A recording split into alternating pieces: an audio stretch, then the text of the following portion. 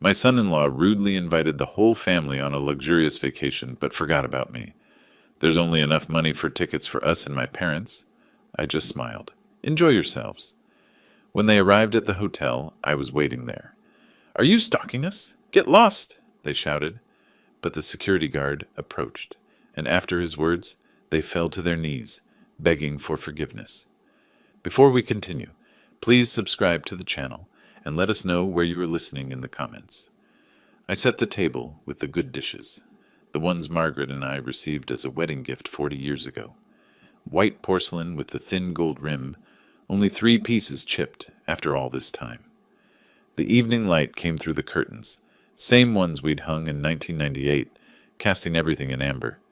I'd made Jennifer's favorite, pot roast with carrots and potatoes, the recipe her mother perfected before the cancer took her. The name cards sat at each place setting, carefully printed. Small touches mattered. They arrived 20 minutes late.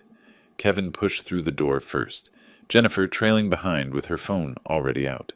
His parents followed, Patricia in a silk blouse that probably cost more than my monthly electric bill, Dennis in a blazer with gold buttons. They looked around my dining room like tourists in a museum of poverty. Robert, Kevin's handshake was brief, dismissive. Thanks for having us. Of course, please sit. Dinner's ready. I'd positioned everyone carefully. Jennifer to my right, Kevin beside her, his parents across. The head of the table remained mine, at least. I brought out the roast on Margaret's serving platter, steam rising, the smell filling the small room. This looks quaint, Patricia said, her eyes scanning the walls, the dated wallpaper, the framed photos of Jennifer at various ages. I'm glad the promotion came through, Jennifer. You worked hard for it. She barely glanced up from her phone. These things happen when you network properly. The words stung more than she knew. I'd made 3 calls to former business associates, spent 2 hours on the phone with a hotel chain executive who owed me a favor, all to ensure her application reached the right desk. She thought it was her networking. Kevin reached for the wine bottle I'd brought, a 2015 Napa Cabernet I'd selected specifically for tonight, $60 I probably shouldn't have spent.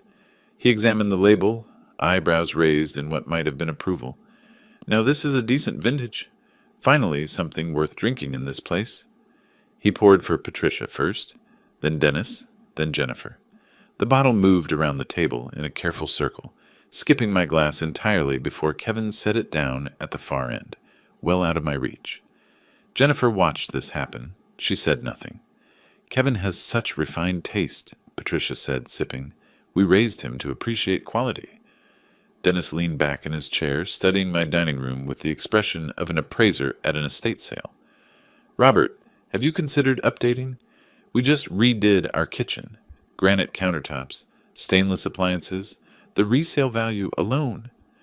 These are wonderful curtains, Patricia interrupted, reaching out to touch the fabric between her thumb and forefinger like she was testing its thread count. They must be, 20 years old? They work fine, I said. Kevin shifted his chair, the legs scraping against the hardwood. He repositioned himself to create more distance between us, angling toward his parents, forming a wall with Jennifer in the middle. She turned her body to match his orientation, her back partially to me now. I passed the potatoes. Kevin took the bowl without looking at me. So, big announcement, he said, grinning at his parents. We're doing a family vacation, St. Thomas week long. Me, Jen, Mom, Dad, leaving the 21st. My fork paused halfway to my mouth. That sounds wonderful. What resort? Paradise Cove, 5-star, private beach. The works. He was animated now, gesturing with his wine glass. My wine. We only had budget for 5 tickets. Us and my parents. The mathematics of that statement hung in the air. 5 tickets. 4 people listed. The exclusion was deliberate. Calculated. I can cover my own expenses, I said, keeping my voice level. I'd love to join the family. Jennifer's phone slid across the table toward Patricia, vacation photos loading on the screen. Jennifer turned further away from me, leaning in to point at resort amenities. When she spoke, she didn't look at me. We need a break from you, Dad. The room contracted. Patricia and Dennis suddenly found their plates fascinating. Kevin jumped in quickly, his tone falsely apologetic. It's not personal, Robert. Just, you know how it is. Quality time with the immediate family. My hand had been reaching for the serving dish. I watched it freeze midair, detached, like it belonged to someone else. Slowly, I lowered it to my lap. The pot roast sat untouched on my plate, congealing in its own juices. "Of course," I heard myself say. "I understand." I stood, the chair scraping back. "Let me get dessert." Nobody protested. Kevin was already refilling the wine glasses, everyone's but mine, as I walked to the kitchen. My plate was still full. Through the doorway, I heard Patricia asking about spa packages, Dennis suggesting golf excursions. Jennifer's laugh, light and easy, the way it used to sound when she was 12 and I'd take her for ice cream after school. I didn't get dessert. I walked past the kitchen, down the hall, up the stairs to my bedroom. Behind me, the conversation continued without pause, without my absence even registering. I closed the door and sat on the edge of my bed, still wearing the same jacket I'd worn to Jennifer's wedding, the same one I'd worn to her promotion dinner last month, the same jacket Kevin's family had just mocked. Through the floor, I heard more laughter, the clink of glasses. My wine, my table, my home, their celebration. Something shifted then, precise and cold, like tumblers falling into place inside a lock. The house settled into silence around 10. I heard doors closing downstairs. They were staying in the guest rooms, of course. Too much wine to drive home safely. My wine. I sat on the bed's edge, jacket finally removed, draped over the chair. The same chair where I'd laid out my clothes that morning, hopeful this dinner would bring us closer. Sleep wasn't coming.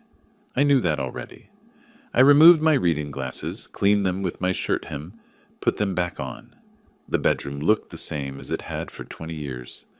Margaret's jewelry box still sat on the dresser, empty now, everything inside sold to pay for her final hospital bills that insurance wouldn't cover.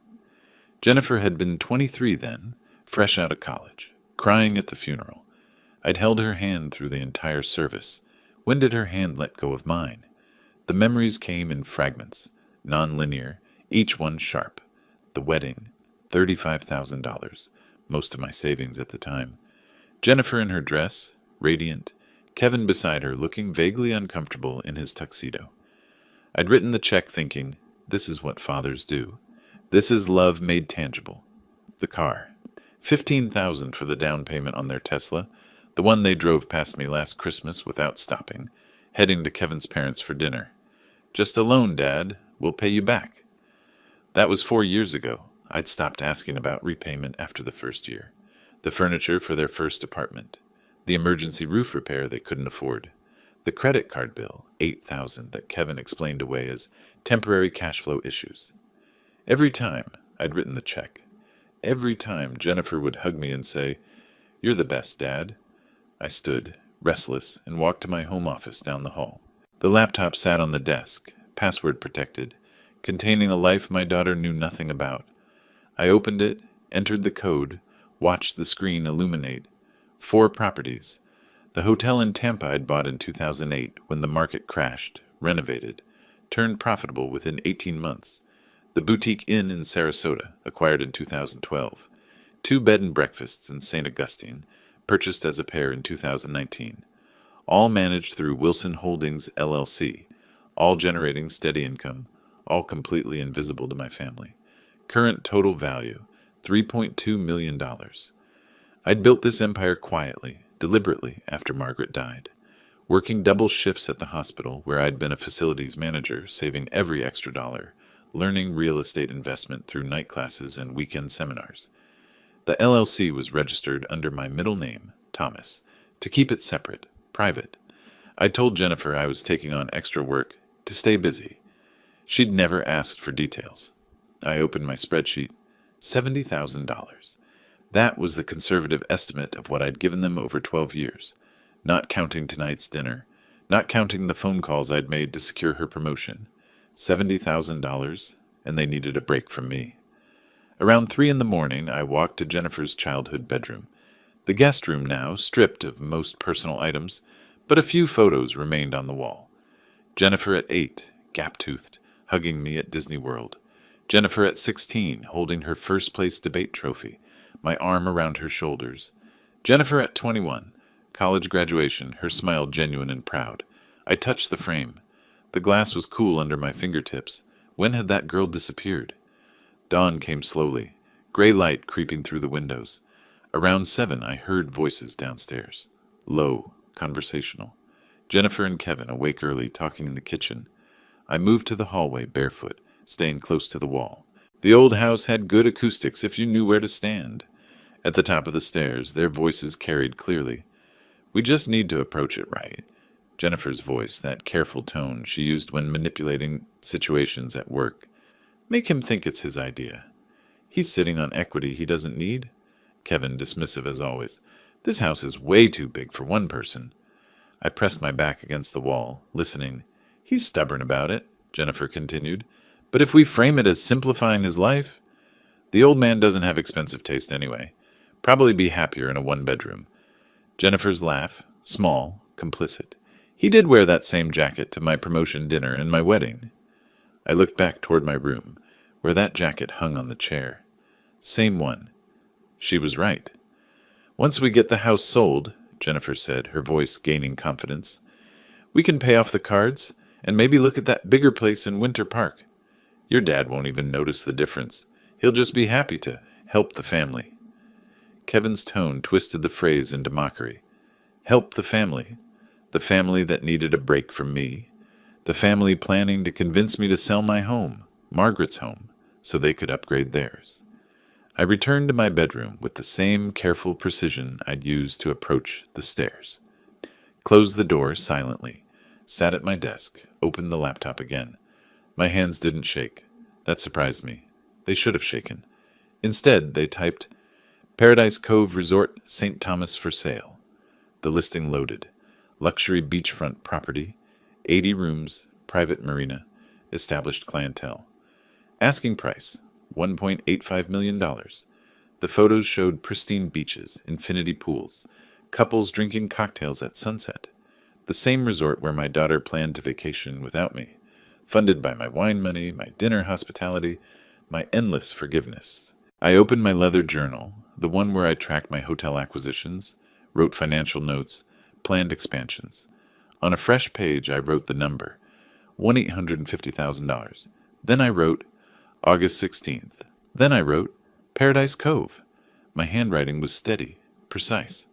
I stared at those words for a long moment, then checked the property details again. Owner retiring, motivated to sell, closing possible within 60 days. Contact, Martin Reeves, Commercial Properties International. Downstairs, Jennifer and Kevin were probably making coffee now, planning their pitch to get me to downsize, to simplify, to free up money for the family. I looked at my laptop screen, at that resort glowing in Caribbean sunshine, and something crystallized in my chest. Not rage. Rage was too hot, too chaotic. This was colder, sharper. This was clarity. I pulled up my business bank account, the one Jennifer didn't know existed. Available liquid assets after reserving operating capital, $2.1 million. Paradise Cove Resort, St. Thomas, I said aloud to my empty room. For sale, $1.85 million. I wrote it again in my journal, underlining it twice. The sun was fully up now, light streaming through those old curtains Patricia had mocked. Downstairs, my daughter was planning to take my home. In 10 days, she'd be lying on a beach I was forbidden to visit, drinking cocktails I was deemed unworthy to share. I smiled. It wasn't a happy smile. The laptop screen still glowed with Paradise Cove's listing when dawn broke fully. I'd been at this desk for hours, coffee growing cold in the mug beside me. Sleep seemed irrelevant now. My body ran on something sharper than caffeine. Purpose, maybe, or the clarity that comes when you finally stop pretending. I heard movement downstairs around 8. Jennifer's footsteps. Familiar rhythm after 35 years, heading toward the kitchen. I waited 3 minutes, then followed. She stood at the counter pouring coffee, still in her pajamas, hair pulled back. I'd set out her preferred creamer earlier, French vanilla, the expensive kind. Small details. I still knew them all. "Morning," I said, reaching for a mug. "Hey." She didn't look up from her phone. I poured slowly, measuring my tone. "Kevin mentioned you're taking a trip soon. Somewhere tropical?" "St. Thomas. Paradise Cove Resort. We leave next week." Sounds lovely. How long? Week. The 21st through 28th. She sipped her coffee, scrolling through something on her screen. She didn't ask if I'd reconsidered joining. The exclusion was settled fact, not worth revisiting. Well, enjoy it, I said. You've been working hard. Thanks.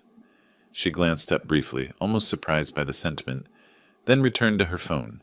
Kevin's voice carried from upstairs. He was on a call, something about quarterly projections. Jennifer finished her coffee, rinsed the mug, and headed back toward the guest room. I listened to her footsteps fade, then returned to my office. Paradise Cove Resort, August 21st through 28th. 7 nights. I pulled up satellite imagery. The property sat on the northwest coast of St. Thomas, tucked into its namesake cove. 25 rooms arranged in a horseshoe around a central pool. Single road access. Nearest competitor marked 15 miles north. Boutique operation, independent ownership, recently listed due to, I scrolled through the realtor's description, owner's urgent financial situation. Motivated seller, my favorite words. I opened my locked drawer and extracted the files I'd need. LLC documentation for Wilson Holdings. 3 years of tax returns showing legitimate business income. Bank statements proving liquid assets. Evidence of capacity. Then I reached for my phone. Robert Wilson calling for account services. The banker picked up on the second ring. I'd been with this bank for 20 years, moved enough money through their hands to warrant immediate attention. Mr. Wilson, how can I help? I paced to the window, watching Jennifer and Kevin load their cars outside. Workday, routine. They had no idea.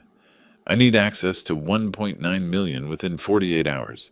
Combination of liquid accounts and the credit line against the Tampa and Sarasota properties. Silence. Then, that's aggressive timing, Robert. May I ask? Investment opportunity. Time sensitive. Can you do it? I'll have preliminary approval by end of business today. Good. I'll wait for your call. I hung up before he could ask questions. Through the window, Jennifer's car pulled out of the driveway. Kevin's followed 30 seconds later. The house settled into quiet. I spent the next 4 hours researching everything about Paradise Cove. Ownership history, revenue patterns, guest reviews, mostly positive, some complaints about dated decor and slow Wi-Fi. Staffing structure, lean operation, general manager named Amanda Parker, running day-to-day, owner increasingly absent. Current occupancy rate, 62%. Plenty of room for improvement, but the bones were solid. The bones were perfect. By 2 in the afternoon, I'd drafted my approach. I called David Richardson's office, got his secretary, scheduled an emergency consultation for 4 o'clock. Then I drove downtown, 20 minutes through Orlando traffic, rehearsing my explanation with each stoplight. Keep emotion out. Present this as business with personal motivation, not revenge. Strategic acquisition. David's office occupied the 14th floor of a glass tower on Orange Avenue. He met me in the conference room, tie loosened, reading glasses perched on his head. Robert, your message said urgent. I spread documents across his polished table. The Paradise Cove listing, my financial statements, a handwritten timeline showing I needed ownership by August 20th. He studied them, expression shifting from curiosity to concern. You want to buy a hotel in the Virgin Islands in 72 hours. Yes. May I ask why the impossible timeline? My daughter is vacationing there August 21st. She doesn't know I'm buying the property. I need to own it before she arrives. David removed his glasses completely, set them down with care. That's... Robert, I understand there's personal motivation here, but acquiring commercial property in the Virgin Islands with 72 hours of due diligence is professionally inadvisable. The property is already listed. The owner is motivated. I have the capital. What's the actual legal risk? He sighed, the sound of a lawyer recognizing a client who won't be deterred. Title issues, undisclosed liens, structural problems. You're buying sight unseen. I'm buying strategically. And this? He tapped my notes about the house. You want your Orlando property in an irrevocable trust? With me as sole trustee and beneficiary, no one can force a sale without my consent. You understand this means Jennifer can't inherit it in the standard way if something happens to you? I understand perfectly. David studied me across the table. Whatever he saw there, and I knew what he saw, The same cold clarity I'd felt since dawn made him nod, slowly. I'll need to bring in a Virgin Islands attorney, someone local who knows the territory. Do it. Bill me whatever it costs. Robert? He leaned forward. What did she do? I met his eyes. She needed a break from me. I'm giving her one. He didn't press further. Smart man. I left his office at 5:30, drove home through rush hour, called Michael Thompson from the car. Thompson Notary Services. Michael, it's Robert Wilson. I need trust documents prepared. My residential property transferred to a personal trust. How quickly can you draft them? Standard timeline is a week for review. I need them in 3 days. Silence stretched. Then, that's possible. My expedited rate is, whatever it is, fine. Send the paperwork tonight. I'll have it by email within 2 hours. Back home, the house felt different. I walked through rooms I'd lived in for 26 years, seeing them as Jennifer and Kevin saw them. Dated, small, beneath their aspirations.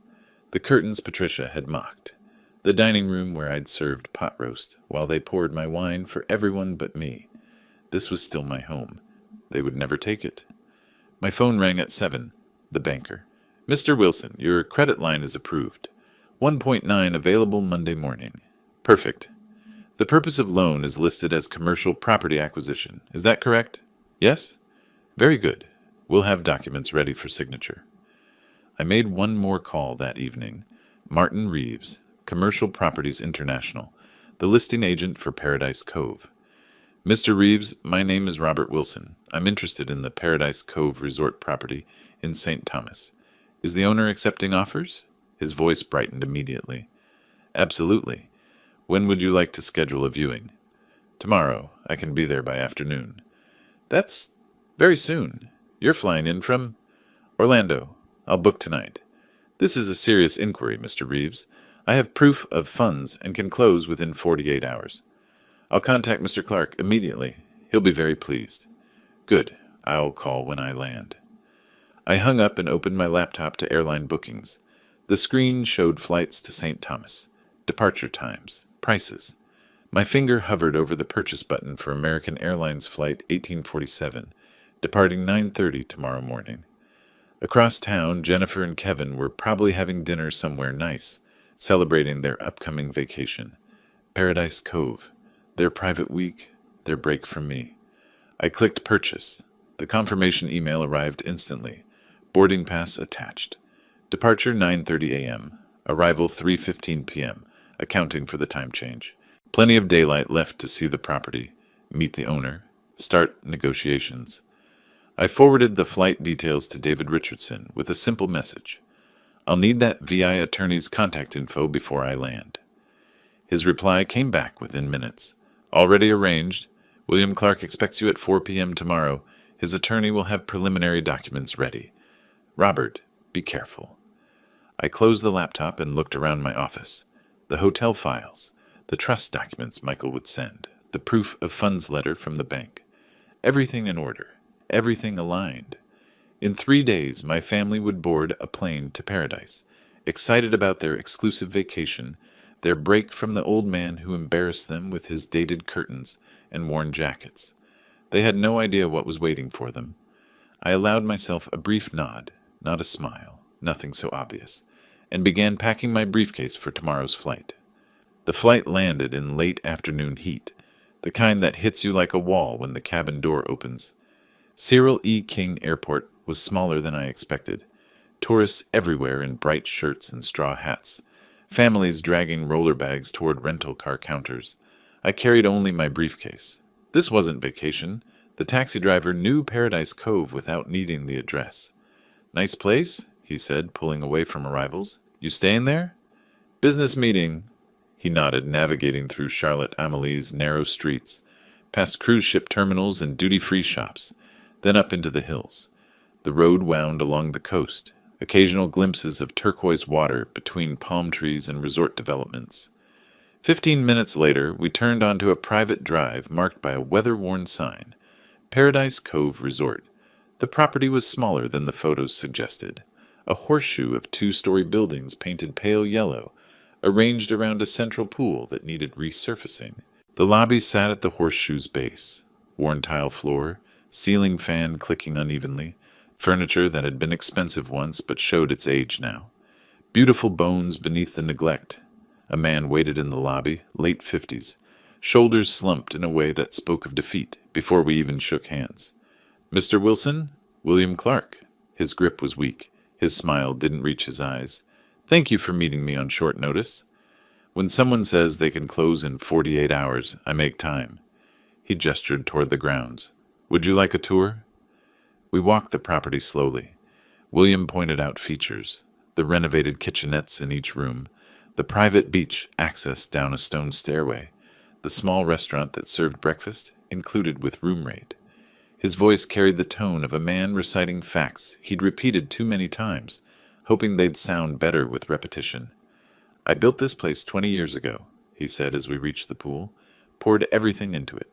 Market changed, big resorts moved in, and I understand. Business is timing." He looked at me with something like gratitude. "You're not going to tear it down, turn it into condos?" "I'm keeping it as a hotel. I have plans for it." Relief washed across his face. We continued walking, past rooms with ocean views, standard rooms facing the garden, the small gym with equipment that hadn't been updated this decade, everything functional. Nothing failing, just tired. A woman emerged from the office building, tablet in hand, professional despite the heat. Early 40s, dark hair pulled back, efficient movements. "Mr. Clark, the Johnsons checked out early. They're requesting a partial refund for—" She stopped, seeing me. "Amanda, this is Robert Wilson, potential buyer. Amanda Parker, my general manager." She extended her hand without hesitation. Firm grip, direct eye contact. "Will you be keeping the current staff? We're small, but efficient." "I'm evaluating everything. What's your role here?" "General manager. I handle daily operations, bookings, guest services." "How long?" 8 years. I nodded. 8 years meant she knew every system, every guest complaint, every vendor relationship. That knowledge had value. "Good. I'll need that." We left her returning to her office and continued to William's space, a cramped room behind the front desk. Paperwork stacked on every surface. Computer showing an outdated reservation system. He gestured to a chair and I sat, briefcase across my lap. "Your listing says 1.85, I said. "I can close in 48 hours at 1.72. All cash, minimal contingencies." William's fingers drummed the desk once. That's acceptable. When can we start paperwork?" "Today. Now." I opened my briefcase, pulled out the offer David's office had prepared. William read it slowly, lips moving slightly. When he looked up, something had shifted in his expression. Hope, maybe, or just exhaustion ending. "You're serious?" "Completely." I slid my bank letter across his desk. Proof of funds. Ability to close immediately. He read it twice, then set it down with the careful precision of someone handling something precious. "I'll call my attorney. We can have preliminary documents by tonight." "I'll be at the Marriott if you need me." I stood, extended my hand. "We'll close this, William, by Friday." His handshake was firmer this time. I spent that evening with David's Virgin Islands contact, a sharp-eyed attorney named Sarah Chen, who walked me through title documents, inspection reports, and existing bookings with the speed of someone who'd done this too many times. She flagged minor issues: permits needing renewal, vendor contracts transferring with ownership, staff employment agreements.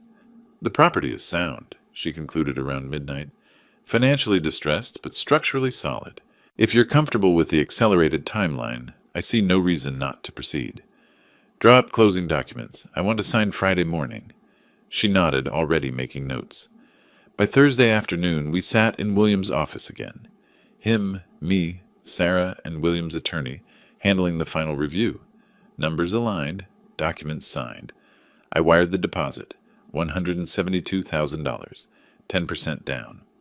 William's hand trembled slightly when we shook on it. "You're saving my life," he said quietly. I didn't respond. This wasn't about saving anyone. Friday morning, the final closing took 3 hours. Wire transfers, title transfers, keys exchanged, ownership documents filed with the Virgin Islands Recorder's Office.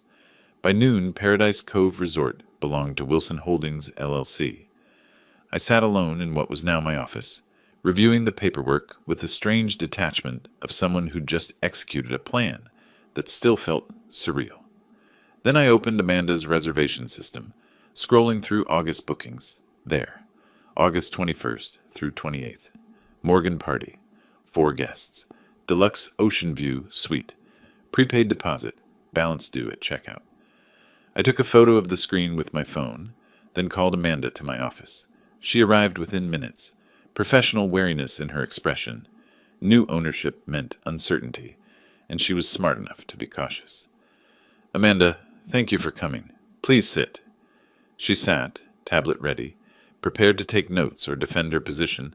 I wasn't sure which. I'm keeping you on as general manager. Your salary increases 15%, effective immediately. Her eyes widened slightly. Thank you. You'll earn it. I have specific instructions regarding operations. First, I pulled out the handwritten list I'd prepared.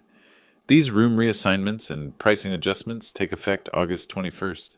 She scanned the list, frown deepening. These are significant changes. Some guests have already confirmed reservations at current rates. Ownership changed. Terms changed. Virgin Islands booking law allows modifications with 72 hours notice. That's technically correct, but guests won't be happy. There's one reservation in particular. August 21st. Morgan Party. 4 guests. She checked her tablet. Yes. Deluxe Ocean View. Week-long stay. Change it. Standard room. No Ocean View. Apply new pricing structure. 40% increase across all services. Amanda looked up slowly. But they've already confirmed at the old rate. New ownership, new terms. They'll be notified Monday. That gives them 74 hours. She studied me for a long moment. This is personal. I held her gaze. This is business. Will you follow these instructions?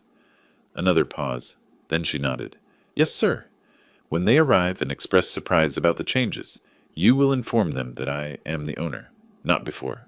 Understood? Understood. Good. I'm flying back to Orlando tomorrow. You have my contact information for anything urgent. Otherwise, I trust your judgment on daily operations. She stood, still holding the list, clearly processing what this meant. May I ask, the Morgan Party, who are they to you? Family, I said. They wanted a break from me. I'm ensuring they get exactly what they asked for. Understanding dawned in her expression, followed by something that might have been sympathy or might have been respect. She didn't ask further questions. I'll make the changes today. Thank you, Amanda. After she left, I sat in the quiet office reviewing staff files, vendor contracts, operational procedures. This wasn't just revenge theater. I'd bought a real business, and I intended to run it properly. The hotel would succeed. That was important, not for the money, but for the principle. I'd built something from nothing before. I could do it again. That evening, I stood on Paradise Cove's beach, feet in sand still warm from the day's sun. The cove curved around me in both directions, private and pristine. Waves lapped gently against the shore. 2 days from now, Jennifer and Kevin would stand in this exact spot, expecting their exclusive paradise vacation. They would find something very different, waiting. I slipped the ownership deed into my briefcase and closed it with a quiet click. Tomorrow, I'd fly home. I'd maintain normal behavior. I'd wave goodbye when they left for the airport on Sunday, wish them a wonderful trip, play the role of the excluded father accepting his fate. Monday morning, they'd receive Amanda's email about the ownership change and policy updates. By the time they understood what had happened, they'd be mid-flight, unable to cancel. And I would be home, sitting in my dated house with my old curtains, waiting for the phone call I knew would come. The sunset painted the cove in shades of orange and gold. Paradise, indeed. I turned and walked back toward the hotel, my hotel, to pack for tomorrow's flight. I'd returned to Orlando before dawn, my suitcase hidden in the back of my closet before the sun rose. The flight from St. Thomas had landed just after midnight, and I'd taken a taxi home through empty streets, rehearsing normalcy with each passing mile. By morning, there was no evidence I'd ever left. Jennifer appeared in the kitchen around 9, already making lists on her phone. Vacation mode had settled over her, that distracted excitement I remembered from when she was younger, planning trips with Margaret. Different now, though. This time I wasn't invited. Dad, have you seen my blue beach bag? I appeared from the hallway with it. Hall closet. I cleaned it after last summer. She took it without meeting my eyes. Oh, thanks. I'd made coffee, set out her preferred creamer. Small gestures that cost nothing, meant everything once. Now they barely registered. Weather looks perfect, I said, pulling up the forecast on my tablet. Low 80s, sunny all week. Great. I helped her pack through the morning, finding her favorite swimsuit, checking that her phone charger would work with Virgin Islands outlets, folding clothes the way Margaret had taught me 40 years ago. Each movement was methodical, familiar, bitter. I placed the swimsuit in her luggage with the same care I'd use later to dismantle her expectations. Kevin arrived around noon, hauling their shared luggage like he owned the place. He surveyed my assistants with a smirk. Playing bellhop now, Robert, I continued, folding a beach towel. Just helping Jennifer. He dropped into my recliner, the one Patricia had judged during dinner, and checked his phone. Travel is expensive. We're already stretched thin with this trip. The opening I'd anticipated. I pulled 5 $100 bills from my wallet, counted them deliberately, and held them toward Jennifer. Here, 500, pocket money. She took them without thanks, stuffing them in her purse. Kevin watched the exchange, then muttered just loud enough for me to hear, "At least the old man's good for something." I smiled faintly, said nothing. They left around 2 to handle last-minute errands. I continued my performance, washing lunch dishes, straightening the living room, acting like a man resigned to a quiet weekend alone. Through the window, I watched Kevin's car disappear down the street. Then I went to my closet and pulled out the overnight bag I'd packed that morning. Jennifer called around 6 from Dennis and Patricia's house where they'd gather before tomorrow's early departure. "Dad, we're leaving at 10 tomorrow morning. Just wanted to let you know." "Have a wonderful time." A pause, almost guilty. "We'll send photos." "I like that." After hanging up, I picked up my bag. My expression hardened. By 7, the street was quiet. I carried my bag to the corner, 3 houses down, where I'd arranged for a different taxi service to pick me up. No chance of Jennifer or Kevin driving past, seeing me leave. I was covering tracks they didn't know existed. The evening flight to St. Thomas departed at 8:15. I sat in coach, briefcase on my lap, going over final details. Amanda's protocols, staff assignments, the precise moment of revelation. This was theater, and I was directing every scene. We landed at 11. The humid night air hit me as I descended the stairs to the tarmac. That tropical weight, fragrant with salt and vegetation. A taxi carried me back to Paradise Cove through darkness, past shuttered shops and sleeping resort towns. My hotel, my property, my stage. I slept 4 hours in a small staff apartment Amanda had prepared, then rose at 6. While I showered in St. Thomas, Jennifer was probably waking in Orlando, checking her flight details one more time. While I dressed in business slacks and a pressed blue shirt, Kevin was likely making coffee in Dennis and Patricia's kitchen, eager to start their exclusive vacation. While I reviewed staff assignments in my office, they were loading luggage into Dennis's SUV. 2 stages, 2 performances, about to collide. At 8, I gathered the staff in Paradise Cove's small conference room. Amanda sat at the front, tablet ready. Marcus, our security coordinator, leaned against the wall.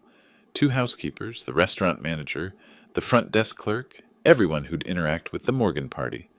I distributed printed instruction sheets, professionally formatted, leaving nothing to interpretation. "The Morgan party checks in at 3 p.m., I said. "Party of 4. They're currently assigned to rooms 12 and 14. Amanda confirmed on her tablet. "Standard rooms. Not the deluxe ocean view suite they originally booked?" "Correct." I made eye contact with each staff member. "They will complain. You will explain the room reassignment was necessary due to ownership transition. You will be professional and firm." The younger housekeeper raised her hand. "Is there a problem with these guests?" "Just follow the protocols exactly." After the meeting dispersed, Amanda lingered. "You're really doing this?" "Every word of those protocols, exactly as written." She studied me for a long moment. "And when they see you?" I checked my watch. 11 a.m. local time. The Morgan family was boarding their flight in Orlando right now. Dennis probably telling nearby passengers about their exclusive boutique resort. Patricia showing photos on her phone. They were walking down the jetway into a plane that would bring them here, to me, completely unaware. "They'll see the owner of this property," I said. "Nothing more, nothing less." Amanda nodded slowly. She'd chosen her side. I spent the next hours inspecting preparations, walked through rooms 12 and 14, standard accommodations with parking lot views, tested the water pressure, functional but weak, nothing like the rainfall shower in the deluxe suite they'd expected. Checked the air conditioning, worked but noisy, humming loudly enough to interfere with sleep. Everything was adequate. Nothing was wrong. Nothing was right. At 2, I changed into my business attire, checked my reflection in the office mirror. Composed, professional, the owner of a Caribbean resort conducting normal operations. No hint of the father they'd excluded, mocked, planned to manipulate. At 2:30, I reviewed Amanda's screen one final time. Flight 1847 from Orlando, landed on schedule. They'd be collecting luggage now, finding a taxi, heading this way. At 2:47, I heard gravel crunch in the driveway. I straightened my collar and walked toward the lobby. Through the window, I could see a taxi pulling into the circular drive, doors opening, familiar figures emerging into afternoon sunlight. Jennifer stepped out first, shading her eyes. Kevin followed, already surveying the property with proprietary assessment. Dennis and Patricia emerged from the other side, Patricia immediately photographing the entrance. They had no idea what waited inside. I stepped back from the window, positioned myself in the office hallway where I could observe the reception desk. Amanda moved to her station. Marcus took his customary position near the entrance, and I checked my watch one final time. 3:00. The front doors opened and my family walked into my hotel. The lobby air conditioning met them with a gentle rush. I watched from the hallway as they took in the space, smaller than they'd expected, probably, but beautiful in its tropical simplicity. Ceiling fans turned lazily overhead. Potted palms flanked the reception desk. Through the far windows, the pool glittered turquoise against ocean blue. Kevin approached the desk first, assertive confidence in every step. He slapped his credit card on the polished wood. "Morgan, party of 4. We have the Deluxe Ocean View Suite reserved." Amanda took the card with professional courtesy, began typing. Her screen showed the reassignments I'd implemented. She paused, exactly as we'd rehearsed. "Yes, Mr. Morgan. I have your reservation. There's been a slight adjustment due to ownership transition." "Adjustment?" Kevin interrupted. "We booked months ago. If you'll just wait in the lobby area, I'll have everything ready shortly." She gestured toward the seating area, wicker furniture with tropical cushions, a coffee table displaying resort brochures. Kevin sighed with exaggerated patience and turned away. Jennifer settled onto the sofa, pulling out her phone. Dennis and Patricia remained standing, photographing the decor, Patricia touching a potted orchid to see if it was real. I stepped from the hallway, tablet in hand, accompanied by Marcus, who'd been briefed to follow my lead. I walked with the measured authority of someone reviewing daily operations, checking my screen, seemingly absorbed in resort business. Professional, unhurried, in control. I was 10 feet from them when Jennifer glanced up. Her face went through a rapid sequence. Casual attention, recognition, confusion. Her mouth opened slightly. "Dad?" The word hung in the air. Kevin's head snapped around. Dennis and Patricia froze mid-photograph. I looked up as if just noticing them, showed no surprise whatsoever. "Dad, what are you doing here?" Jennifer's voice carried genuine bewilderment. Kevin's confusion shifted to anger in an instant. "Are you serious? You followed us." I met his gaze evenly. "I work here." That stopped him. His expression cycled through incomprehension, then settled into contempt. He laughed, a harsh, incredulous sound that echoed off the tile. "You work here. What, you got a job at our resort to spy on us?" Dennis moved closer to Patricia, whispering too loudly. "This is inappropriate, completely inappropriate." "This is harassment," Kevin said, voice rising, taking an aggressive step forward. "I want you out of here. Now." Other guests in the lobby turned to watch. A couple at the opposite sofa exchanged glances. An elderly man reading a newspaper lowered it, slowly. I didn't move. "I'm conducting business. Your business is ruining our vacation. Get out." Jennifer stood, trying to insert herself between us. "Kevin, maybe we should—" "No." He cut her off, then turned to Amanda. "Get your manager. Get security. I want this man removed from the property." Amanda signaled Marcus, who moved smoothly forward, not threatening, just present. Professional hospitality industry de-escalation, positioning himself, creating space, radiating calm authority. "Sir, please lower your voice," Amanda said. "You're disturbing other guests?" Kevin's face reddened. "I'm disturbing? He's the one stalking his own daughter." Marcus stepped closer, voice quiet but firm. "Gentlemen, let's keep things calm," Kevin rounded on him. "Tell this man he needs to leave. We're paying guests."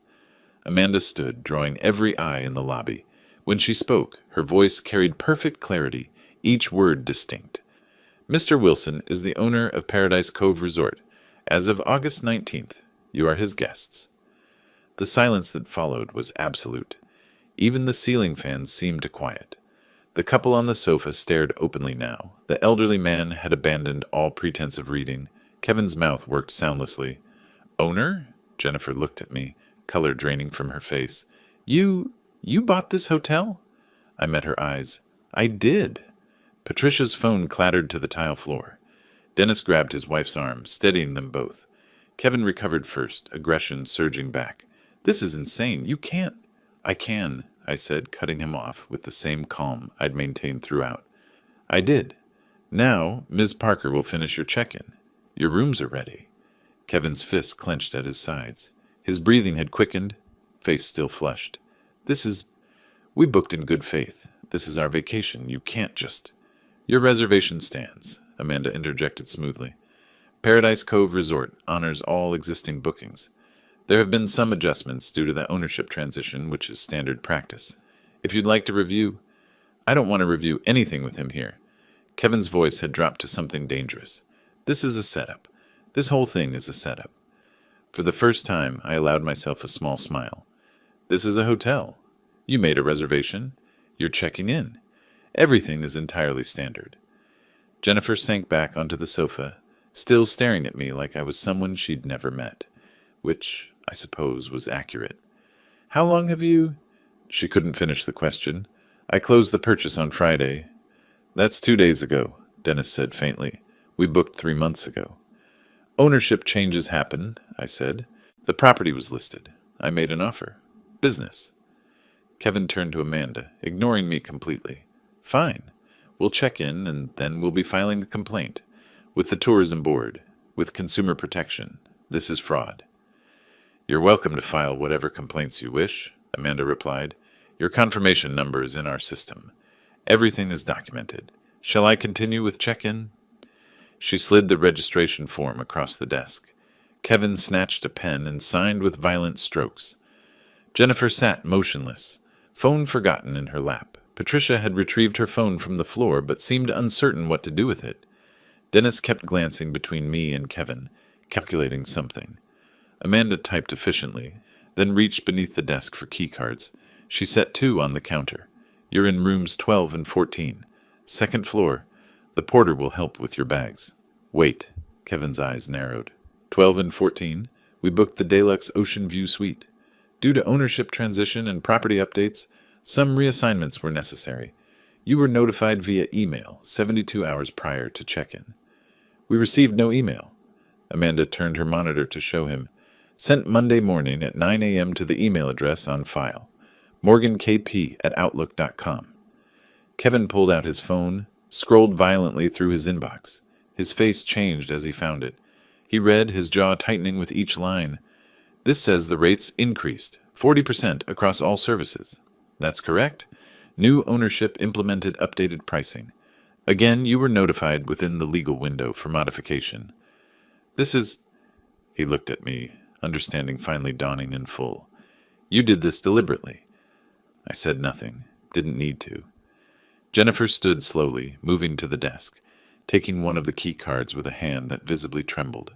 She still hadn't looked at me again. Couldn't, maybe. "Your rooms are on the second floor," Amanda repeated. "Breakfast is included, served 6 to 10 a.m. in the restaurant. Checkout is 11 a.m. on the 28th. Do you have any other questions?" Kevin opened his mouth, closed it, opened it again. "No," he finally said. "Wonderful. Enjoy your stay at Paradise Cove Resort." The porter approached with their luggage cart. Jennifer followed him toward the stairs like someone in a dream. Patricia held Dennis's arm as they trailed behind. Kevin remained at the desk a moment longer, staring at me with undisguised hatred. "You'll regret this," he said quietly. "Perhaps," I acknowledged, "but not today." He grabbed the second keycard and followed his family toward the stairs. I watched them climb, Jennifer's shoulders rigid, Kevin's posture radiating fury, Dennis and Patricia whispering urgently between themselves. Marcus moved to stand beside me. "That went exactly like you planned," he observed. "It did. What happens when they see the rooms?" I checked my watch. "In approximately 3 minutes, they'll discover that standard rooms have parking lot views, lower water pressure, and older air conditioning units. They'll realize the minibar prices have doubled. They'll notice the bathroom amenities are basic rather than premium. And then they'll come back down here to complain." I straightened my tablet, and Ms. Parker will politely explain that everything meets the stated accommodation standards, and no refunds are available for bookings made under previous ownership. Through the second-floor windows, I could see movement in room 12. A door opening, Jennifer stepping inside, Kevin behind her, stopping abruptly in the doorway. I heard the muffled sound of raised voices. Amanda caught my eye from behind the desk. I nodded once. The show had just begun. The porter left us in the hallway. Jennifer slid her keycard into room 12's lock, the green light blinking permission. She pushed the door open and stepped inside, then stopped. I watched from the lobby's security camera feed in my office. Amanda had positioned the monitor where I could observe, without being obvious. Jennifer stood motionless in the doorway, taking in the standard room with its parking lot view, the dated furniture, the narrow bathroom visible through the half-open door. This wasn't the deluxe ocean view suite shown in their booking photos. She walked to the window like someone underwater, movements slow and dreamlike, pulled the curtain aside, stared at the parking lot, the dumpster enclosure, a maintenance shed with peeling paint. Kevin pushed past her into room 14, his parents' assigned space, already complaining. I couldn't hear the words through the camera, but his gestures were clear enough, arms spread wide, pointing at the window. Dennis appeared behind him, face sagging with comprehension. Patricia sank onto the bed, still clutching her purse. Within 10 minutes, my desk phone rang. Amanda's voice, professional. "Ms. Morgan, on line 2 regarding her room assignment." I listened to the recorded call later, Jennifer's voice tight with restrained anger. "We booked a deluxe ocean view suite. This is a standard room with a parking lot view." Amanda's response, exactly as scripted. "I apologize for the confusion, Ms. Morgan. During the ownership transition, we had to reassign several reservations due to renovation scheduling. Your rate remains the same. Can we upgrade? Pay the difference? I'm afraid the deluxe rooms are fully booked through your checkout date." Jennifer hung up without responding. That evening they attempted dinner at our restaurant, the only dining option within walking distance. I'd positioned myself at a corner table with paperwork spread before me, reviewing actual operational reports while remaining visible. Professional, untouchable, the owner conducting business. When their menus arrived, Kevin's expression shifted. He pulled out his phone, scrolling through screenshots he'd saved of our old pricing. His jaw tightened. The server approached his summons with practiced patience. "These prices don't match your website." "New management implemented updated pricing yesterday, sir. All platforms were updated simultaneously." Kevin looked across the restaurant at me. I didn't acknowledge his gaze, just signed the document Amanda had brought for approval. He approached my table a moment later, Dennis trailing reluctantly behind. I looked up with mild attention. "The prices on this menu don't match what's on your website." New management, new pricing. Updated yesterday across all platforms. That's convenient timing. That's business, Kevin. If the rates don't suit you, I'm sure other properties would welcome your reservation. His face colored. "The nearest hotel is 15 miles away." I returned to my paperwork. "Then I suppose our rates are competitive?" He stood there another moment, breathing through his nose before returning to his table. Their simple dinner, nothing extravagant, just entrees and drinks, cost them $180 before tip. I watched Patricia's face when the bill arrived. She looked like she'd bitten something sour. The next morning brought new complications. At precisely 6 a.m., maintenance began work on the hot water system. The pipes ran through the walls adjacent to rooms 12 and 14, The sound was impressive. Hammering, clanging, water rushing through old plumbing. Perfectly legal. Perfectly timed. I conducted my morning property walk through at 6:15, clipboard in hand, happening to pass their rooms just as Dennis emerged in his bathrobe, hair standing at angles, looking haggard. Morning, sorry for the noise. Necessary repairs. Should wrap up by 7. He blinked at me, too tired to form a response. I continued my inspection, noting items on my clipboard that had nothing to do with him. By the third day, the pattern was undeniable. Wi-Fi became unstable, functional in the lobby and restaurant, mysteriously dropping in their specific rooms. Our technician shrugged apologetically. Island infrastructure. Sometimes signals don't reach certain areas. Room service orders were delayed, not excessively, nothing actionable, but 60 to 90 minutes instead of the promised 30 to 45. Kitchen backup during peak hours happens sometimes. Pool hours were adjusted for cleaning. The announcement went to all guests. Routine maintenance 2 to 4 p.m. daily. Prime afternoon hours. Dennis and Patricia had planned to spend those hours poolside. Each incident alone was minor. Together, they were suffocating.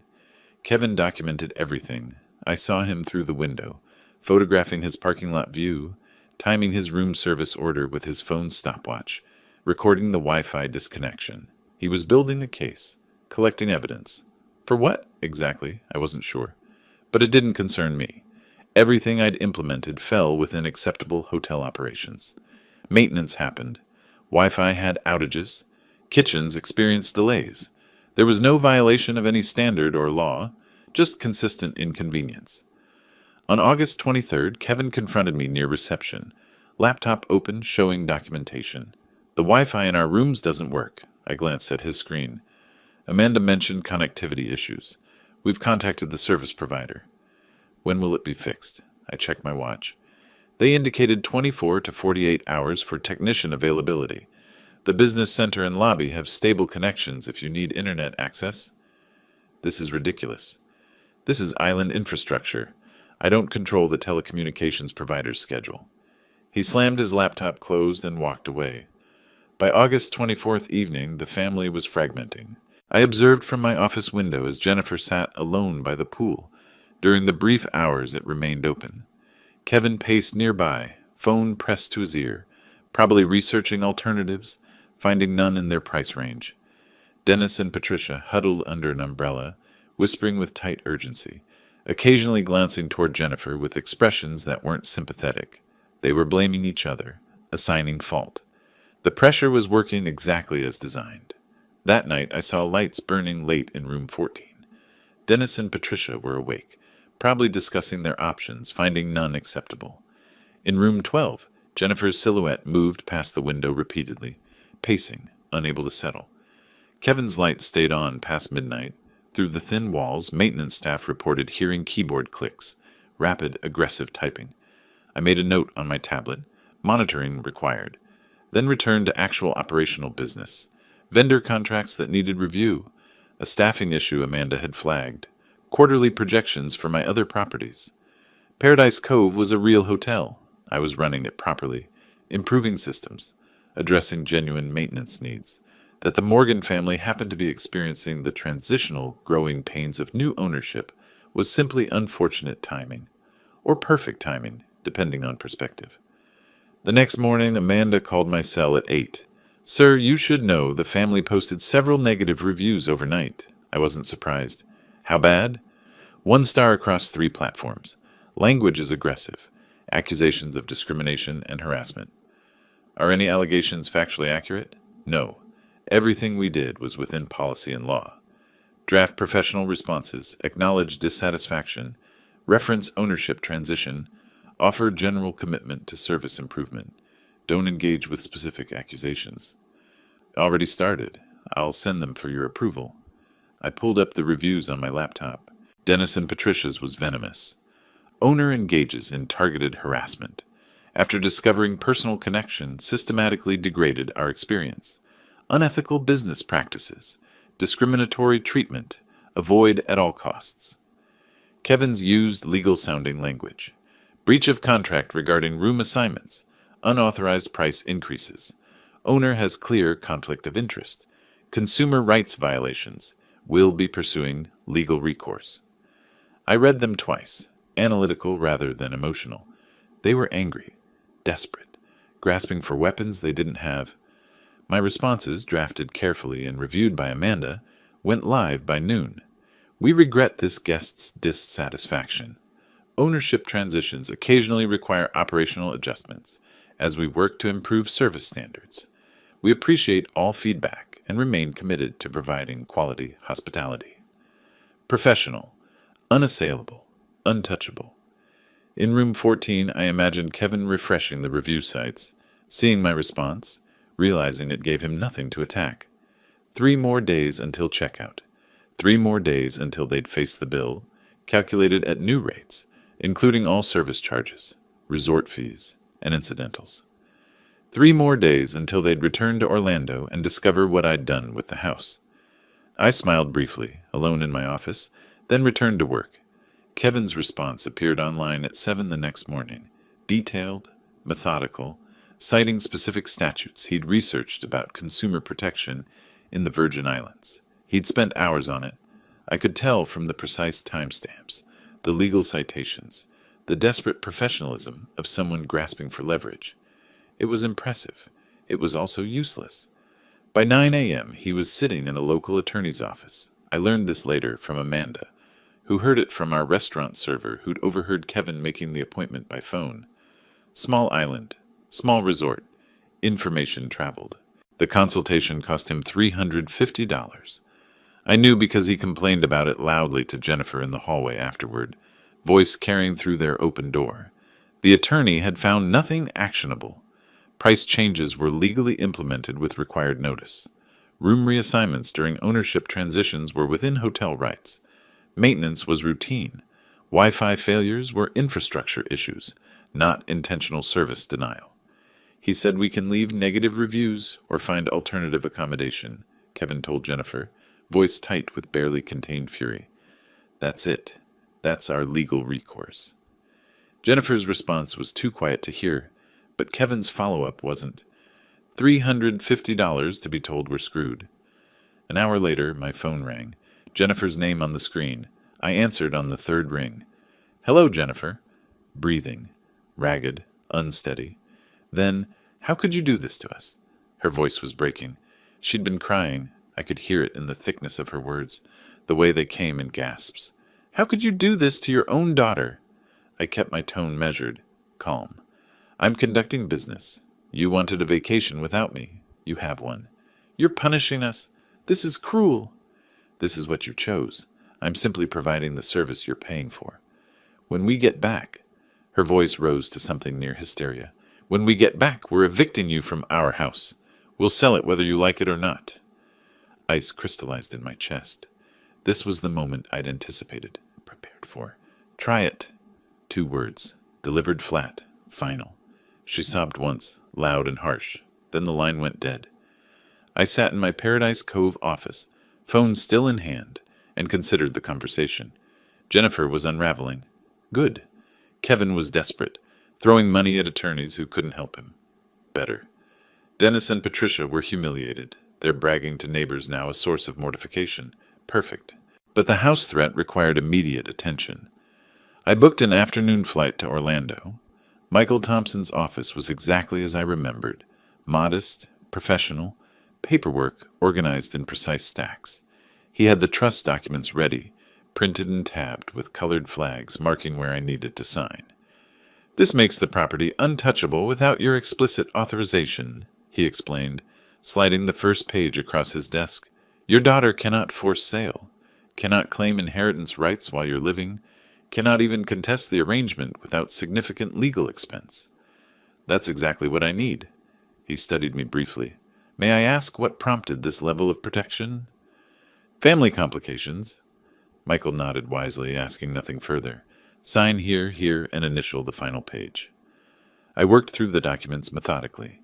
Each signature, each initial, another lock on something Jennifer thought she could take from me. When Margaret and I bought this house in 1999, Jennifer was 11 years old, running through the empty rooms before we'd even moved furniture in. She'd claimed the bedroom with the window seat, made us promise it would always be hers. I'd kept that promise for 26 years. Now she wanted to sell it to pay off credit cards. Speaking of which, at Michael's desk, I pulled up my credit monitoring service on my phone. I'd co-signed on 2 of Jennifer's cards years ago when she was establishing credit. The linked accounts showed in my report. $48,000 in debt. I scrolled through the details. Multiple credit cards, all opened or significantly increased within the last 6 months. A personal loan from a predatory lender at 18% interest. Cash advances. Balance transfers. The pattern of people juggling. Desperate. Counting on money they didn't have yet. Counting on my house. I took a screenshot, then another of the timeline. The debt accumulation had accelerated in June, around the time Kevin had announced the vacation, around the time they'd started planning to pressure me into selling. They'd spent money they expected to get from my equity. Everything looks in order, Michael said, applying his notary seal to the final page. I'll file these with the county recorder this afternoon. You'll have complete protection. I slid one copy into my briefcase, left another with Michael, and carried the third to my car. The flight back to St. Thomas didn't leave until the next morning, so I spent the night in my own home, my legally protected, completely controlled home.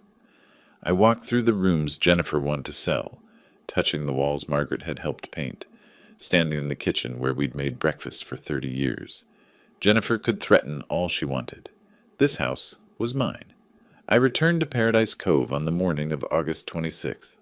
Amanda met me in the office with updates. The Morgan family was subdued, spending minimal time in their rooms, avoiding the restaurant where prices hurt too much. They discovered a food truck 3 miles down the road and were walking there for cheaper meals. The heat is getting to them, Amanda reported. Mrs. Morgan, the older one, looked sunburned and exhausted yesterday. And the reviews? Your responses are posted. Professional. Brief. We've had 3 new bookings since yesterday. Guests who read the reviews and our responses and appreciated our transparency about the transition period. Good. The negative reviews were actually helping. People understood that ownership changes created temporary disruption. My measured responses demonstrated professionalism. Kevin's attacks were backfiring. I pulled up the reviews again, reading them with fresh perspective. All that rage, all those accusations, all that desperate legal language, it made him look unreasonable, especially against my calm acknowledgement of temporary difficulties. One more thing, Amanda said. Mr. Morgan asked about early checkout. He wanted to know if leaving a day early would reduce their bill. I looked up. What did you tell him? That our cancellation policy requires full payment for reserve dates regardless of early departure. He'd still owe for 7 nights. Good, she hesitated. He asked what the final bill would total. I calculated it for him. With the updated rates, all meals and services, resort fees, incidentals, it's approximately $4,200. More than double what they'd budgeted for, I imagined. More than they'd expected when Kevin had smugly poured my wine at my dining table, when Jennifer had said they needed a break from me. When he heard the amount, Amanda continued, he went pale, said there must be an error. Is there? No. Everything is accurate according to current pricing and their usage. Then there's no error. I spent the rest of August 26th reviewing actual business operations. Paradise Cove had guests besides the Morgans, after all, and they deserved proper service. I approved Amanda's staffing schedule, reviewed the quarterly maintenance budget, and met with our food vendor about supply chain improvements. By evening, I was genuinely tired from legitimate work. Through my office window, I saw the Morgan family sitting separately around the pool. Not together, separately. Jennifer on one lounge chair, Kevin on another 10 feet away. Dennis and Patricia at a table. Dennis reading something on his tablet. Patricia staring at nothing. They'd stopped talking to each other. The vacation they'd been so excited about, the exclusive boutique resort experience they'd bragged about to neighbors, had become a prison sentence they were enduring in isolated silence. One more day until checkout. One more day until they'd face that $4,200 bill. One more day until they'd return to Orlando and discover the house was beyond their reach. I opened my briefcase, pulled out the trust document copy, and read through it one final time. Every clause, every protection, every guarantee of my absolute control. The house was mine, alone. And from Amanda's report, they had no idea what waited for them at checkout. I allowed myself a moment of satisfaction. Not joy, not cruelty, just the cold satisfaction of pieces falling into place exactly as designed. Then returned the document to my briefcase and locked it. Tomorrow would bring the final moves. Tonight, I'd let them sit with their expensive mediocrity, their shattered vacation dreams, their fragmenting family unity. Tonight, I'd let them wonder what else I'd planned. They'd find out soon enough. I spent August 26th reviewing final details with Amanda. The Morgan family, she reported, had requested early checkout, departing the 27th instead of the 28th, trying to escape a day early as if leaving sooner would somehow erase what had happened. They seem eager to get home, Amanda said diplomatically. I imagine they are. She pulled up their account on her screen. The final bill is ready for review. I studied the itemization, room charges at current rates, restaurant meals, room service orders, resort fees, incidentals. Every charge legitimate, every price legally posted. The mathematics of consequence, calculated down to the last dollar. Process it exactly as shown, I said. No adjustments. Morning of the 27th, I watched from my office window as they carried luggage to the reception area. Dennis moved slowly, looking older than he had a week ago. Patricia kept her sunglasses on despite being indoors. Kevin's posture was rigid, controlled fury in every movement. Jennifer walked last, shoulders curved inward, diminished. Amanda greeted them with professional courtesy. Good morning, checking out. Kevin placed his keycards on the counter with precision. Yes. Early departure. Of course. Amanda's fingers moved across the keyboard. The printer hummed to life, producing the final bill. She placed it face down on the counter, slid it toward Kevin with practiced grace. He picked it up confidently, flipped it over. His hand froze midair. I couldn't hear his exact words from my office, but I saw his mouth form them. This says $4,200. Amanda's response was calm, rehearsed. She gestured to the itemized breakdown, explained each section. Updated rates, dining expenses, resort fees, all documented, all legal. Kevin's voice rose. Other guests in the lobby glanced over. Amanda maintained her professional composure, referencing terms and conditions, ownership transition clauses, email notifications sent August 19th. Kevin pulled out his credit card, tapped it against the terminal. Declined. He tried again, entering the PIN manually this time. Declined. He yanked out a different card. The terminal beeped rejection. His face was white now, a sheen of sweat visible on his forehead despite the air conditioning. He turned to Dennis. I couldn't hear the exchange, but Dennis shook his head slowly, looking at the floor. Patricia pulled her purse closer to her body, protective. Jennifer stepped forward. She didn't speak, didn't meet Kevin's eyes. Just handed Amanda her credit card and stared at the wall while the transaction processed. Approved. She took the receipt, folded it without looking, and put it in her purse. The family moved toward the exit like people leaving a hospital after bad news. Slow, silent, defeated. I didn't watch them drive away. They were no longer my concern. Amanda came to my office an hour later. They're gone. Thank you for handling that professionally. It was difficult to watch, she paused, even knowing the context. Consequences are always difficult. That's what makes them effective. I flew back to Orlando that afternoon. While they traveled in heavy silence, I could imagine it, the four of them unable to look at each other, Kevin staring out the airplane window, Jennifer with her eyes closed, Dennis and Patricia sitting in a different row. I reviewed Amanda's operational reports for the week. Paradise Cove had functioned well. Other guests had left positive reviews. The Morgan family's negative reviews had actually increased bookings. People appreciated my transparent, professional responses. The business was solid. The revenge was complete. I'd timed everything precisely.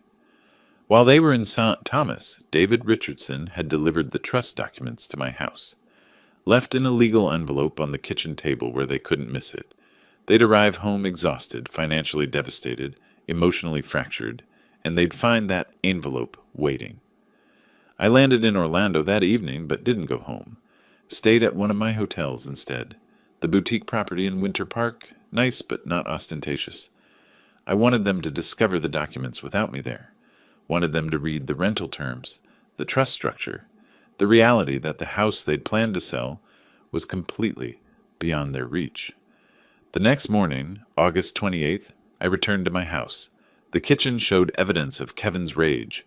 Mail scattered on the floor, a decorative bowl broken, a dent in the wall near the counter. The legal envelope lay torn open, documents strewn across the table. They'd been here. They'd discovered the truth, and they'd left. I cleaned up the broken bowl, stacked the mail, left the dent in the wall. Evidence was useful sometimes. My phone rang that evening. Dennis. Robert. His voice was careful, measured. I wanted to apologize for the condition we left your kitchen in. Kevin was upset. I noticed. Patricia and I had no idea about the house situation. If we'd known, you'd have what? Not taken the vacation you bragged about to your neighbors? Silence. Then quietly, the Hendersons asked how the exclusive resort was. They'd seen the reviews online. Someone posted photos. I'm sure that was awkward. Patricia's mortified. We told everyone this would be a luxury vacation. It was a vacation at a resort. The luxury was your assumption. He exhaled slowly. Kevin and Jennifer are staying with us temporarily, just until they figure things out. That's generous of you. Not really. We can barely afford it. The lawyer consultation, the meal expenses, changing our flights. We're tapped out too. I said nothing. What was there to say? They'd aligned themselves with Kevin and Jennifer's plans.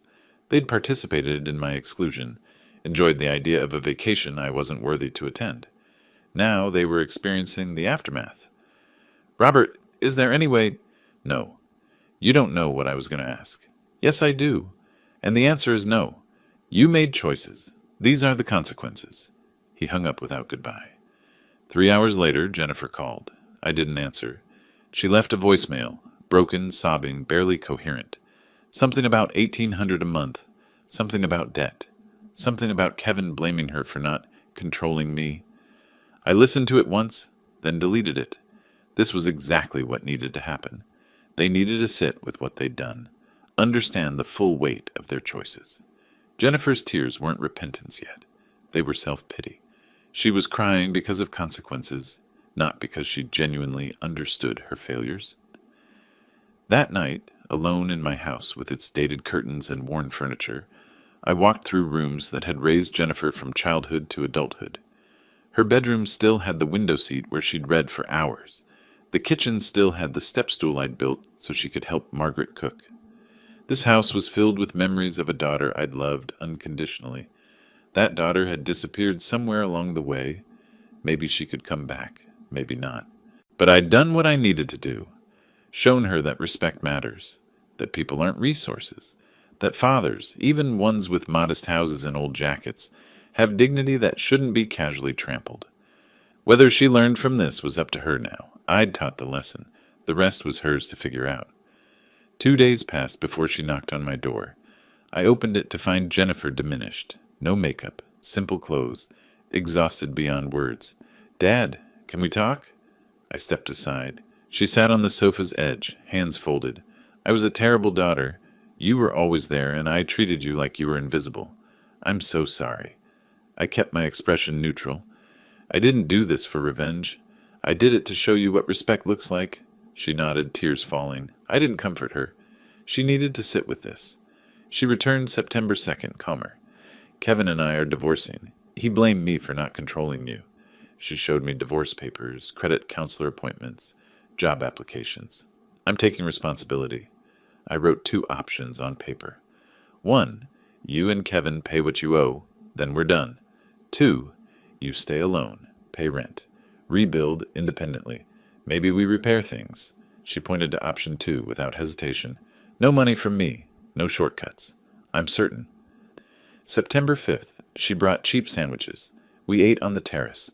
I showed her my hotel portfolio, 4 properties, millions in assets. This was always you? Her voice broke. I didn't want money to change you, but I changed anyway. I became someone who saw you as a resource, not a father. We sat as evening settled. Not forgiveness yet. That required time. But not war anymore either. Same time next week? She asked. Same time. After she left, I stayed on the terrace, thinking about what I'd built. Not the modest existence they'd assumed, but the successful life I'd been living all along. They'd never bothered to see it. Now Jennifer was beginning to. I'd set boundaries, demanded respect, shown her that consequences weren't cruelty, they were clarity. This was never about destroying her. It was about restoring my own dignity, teaching her that people deserve basic consideration, that respect isn't automatic, especially not from family. Jennifer knocked again the following week, and the week after. Each visit she was more grounded. I remained guarded, offered no financial help, but I showed up. Because revenge isn't about destroying others. It's about restoring your own dignity, showing consequences, and then, if they prove worthy, offering the possibility of redemption. Jennifer was working for hers. Whether she'd earn it remained to be seen. But she was trying, and I was willing to let her try. That was enough, for now. If you liked this story, please like this video, subscribe to the channel, and share your impressions of this story in the comments. To listen to the next story, click on the box on the left. Thank you for watching,